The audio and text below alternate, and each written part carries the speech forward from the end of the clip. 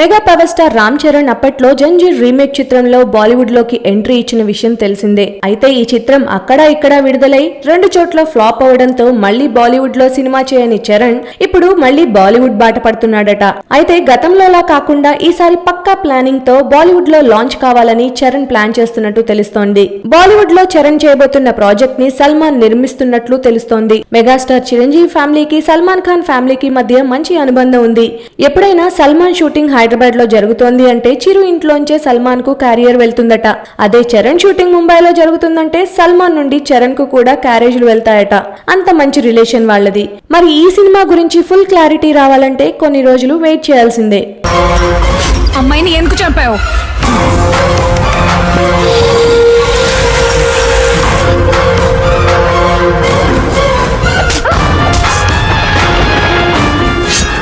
నా ప్రాణం తీసే కథ నీ ప్రాణం అయితే నీ ప్రాణం నేను తీస్తా.